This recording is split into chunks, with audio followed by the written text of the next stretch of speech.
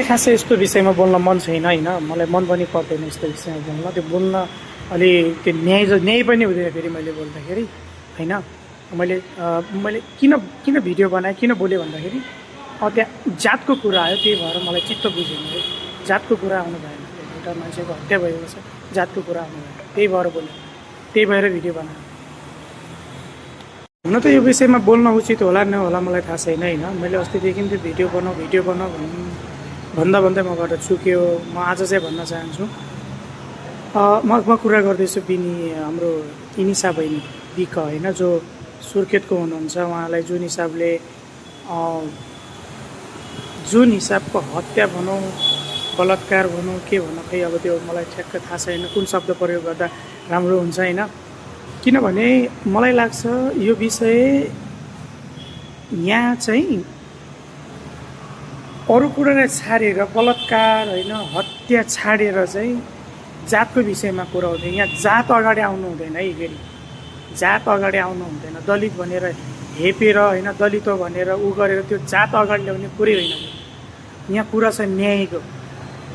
पीडितले न्याय पाउनुपर्छ, चाहे त्यो बालिग हो नाबालिग हो। त्यो नाबालिग भनेर चाहिँ उम्किन खोजे तिनीहरू। न्याय चाहिँ पक्कै पाउनुपर्छ पीडितले, न्याय पाउनुपर्छ पीडितले है। यसमा चाहिँ सरकारले कुनै पनि किसिमको, सबैले, हामी सबैको साथ र सपोर्ट चाहिन्छ। त्यसैले त्यो नाबालिग हो भनेर होइन, कहाँ हामी प्रेममा थियौँ, हामी प्रेमिका हो, पहिल्यैदेखि नै यो सब चलिआएको थियो भनेर उम्किन पाउँदैन है। यो ब्लडिङ त्यो भइसकेपछि ब्लडिङ भयो भनेर यो सब नाटकबाजी चाहिँदैन फेरि। साँच्चीकै भन्दाखेरि यो चाहिँ एकदमै गलत कुरा हो। जसले चाहे त्यो कुनै पनि होस्, जसले गल्ती गरेछ त्यसलाई सजाय दिनै पर्छ, सजाय पाउनै पर्छ त्यसले होइन। मान्छेले अन्जानमा गल्ती हुन्छ त्यो कुरा बेग्लै हो, तर यहाँ चाहिँ जानी हत्या भयो जस्तो छ। मलाई थाहा छ म त्यो काम गर्दैछु, मलाई थाहा छ त्यो बिचारा बहिनी, मलाई थाहा छ मेरो कारणले त्यो केटीको ज्यान गएको छ भन्ने थाहा हुँदै पनि यदि त्यो काम गरिन्छ र नाबालिग छ, केटो उमेर पुगेको छैन, नाबालिग छ होइन, त्यो भनेर छोडिन्छ भने त्यो चाहिँ त्यो सरासर गलत हो। फेरि पनि भन्दैछु म, जातको विषय, जात अगाडि आउनु भएन। यहाँ कुरा मानवताको छ, जातको होइन। मानवता पहिले आउँछ त्यसपछि जात आउँछ। एउटा मान्छेको मृत्यु भएको छ, मृत्यु गरिएको छ। जुन मृत्यु गरिन्छ त्यो हत्यारालाई छोड्नु हुँदैन है।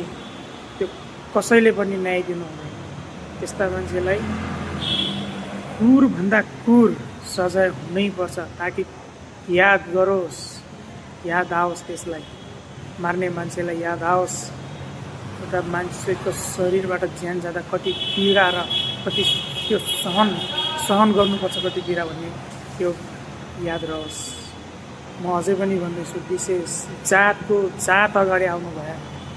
धेरै सोसियल मिडियामा चाहिँ जात दलित जात होइन, त्यहाँ मान्छेको हत्या भएको छ। मान्छेको जात त पछि